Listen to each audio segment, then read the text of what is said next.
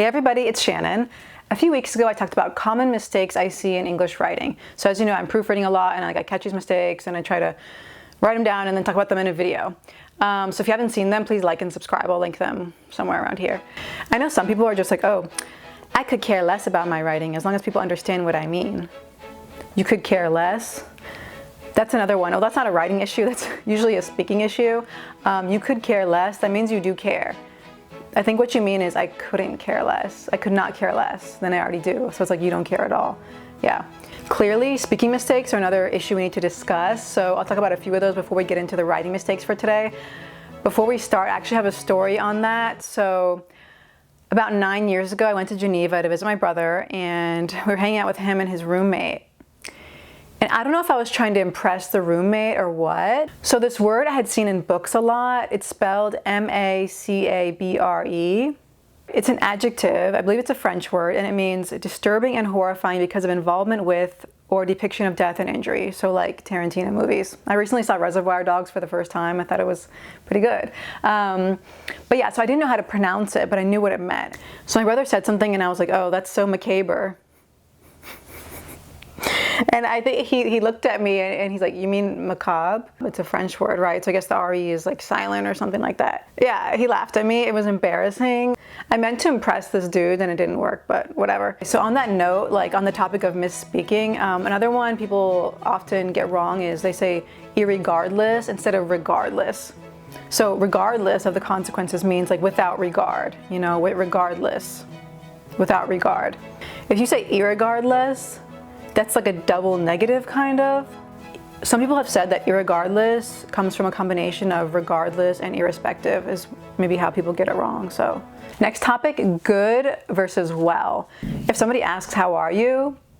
You say, I'm doing well. Some people argue that you can just say I'm good because it's become such a popular thing to reply with that it's just become accepted. But like I remember my teachers would always correct me. Like, how are you today, Shan? Oh, I'm good. You mean you're well, you know, so. Because good is an adjective and well is an adverb. If somebody asks, how are you doing? You could say, I'm doing well, which means like I'm feeling well, like your health and things like that.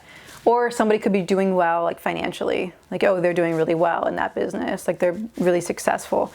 You could say that person is doing good, but that usually, for me, it brings up a connotation of like doing charity. You know, like I have this pillow, I think it's from like Target.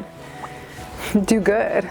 It means like do good things, right? Like do good deeds, do good. Say like passing around the potatoes and you're full or something, you're like, oh, I'm good. Like, no, thank you, I'll pass. If somebody asks me, how are you? I say, I'm doing well.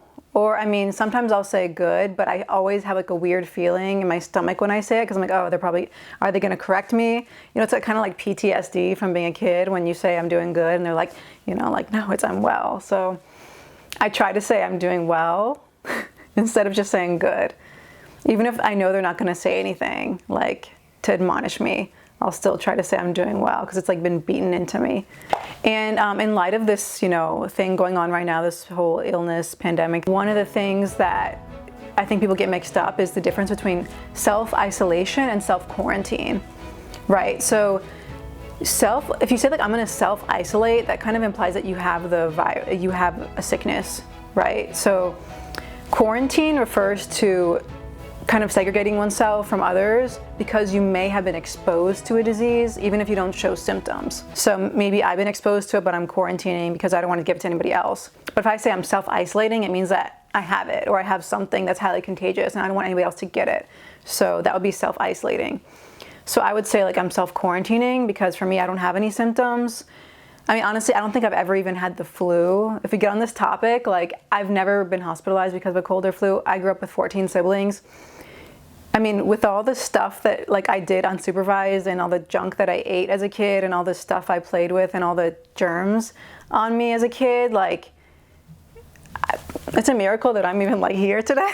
So I just take vitamins and things, and if I have like symptoms of something, it's usually allergies, but I mean, I've gotten colds before. I think the last time I really got sick, to be honest with you guys, was like December 2017.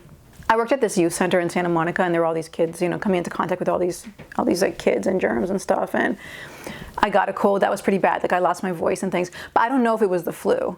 No, so yeah, I'm self-quarantining because we have the whole safer at home thing. So it means that, yeah, you try to limit contact with other people or try to maintain the 6 feet social distance, maintain 6 feet social distancing, things like that. Now that we have those out of the way, let's address a few writing mistakes, okay? So the first one, people mean to write a moot point, but they write mute point. So moot, M-O-O-T, I mean the actual definition, a fact that doesn't matter because it's not relevant to the current situation.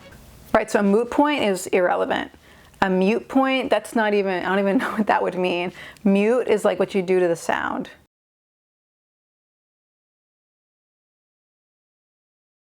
So the correct one is moot point, M-O-O-T, not mute, M-U-T-E, no, moot point.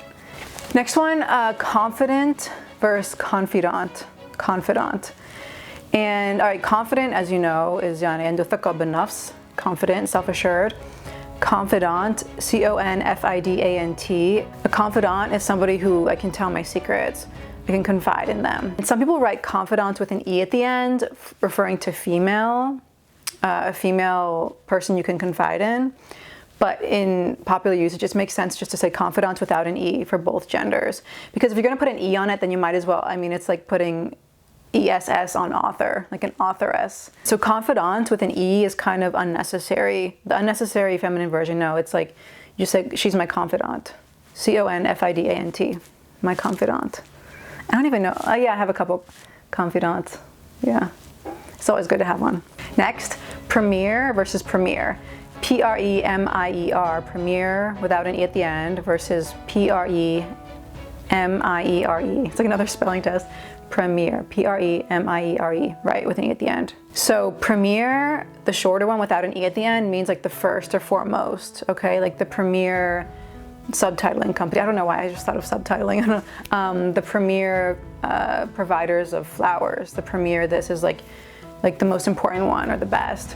Premiere with an E at the end. Now, the easy way I remember that is because of Adobe Premiere is what I use to edit these videos. And premiere, yeah, it means like the first showing of a movie or show or something like that, the premiere. Next, stationery versus stationary with an E. Stationery, the first one, S-T-A-T-I-O-N-A-R-Y, stationary. And that means like still, that's an adjective. A stationary bike, right? Like biking in place. Stationary, not moving. Well, it's moving, like a stationary bike, I guess that's kind of an oxymoron maybe, but it's like, yeah, it doesn't move. The bike doesn't move. Your legs move on the bike, but it's stationary.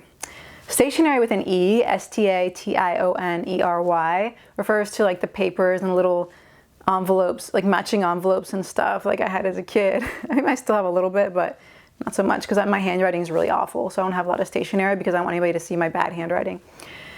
I mean, the only time I usually write is like when I'm writing my name or like random notes I jot down, but it's barely legible. So stationery with an E refers to like paper and matching envelopes, even I think it, like writing utensils, I think as well, writing implements. Mostly when I think of stationery with an E, I think of paper, the little nice papers that you can write calligraphy on. Okay, last one, illicit versus illicit. They sound almost the same, but they mean very different things.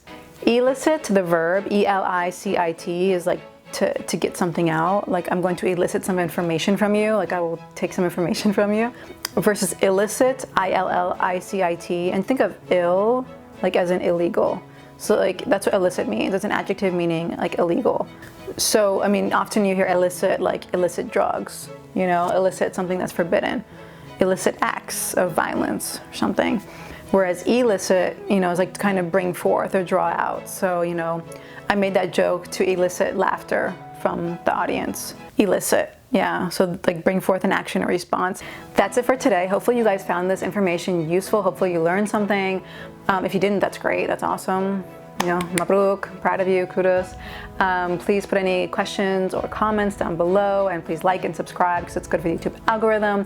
And as always, if you need any proofreading help, I'll put the link down below so you can contact us.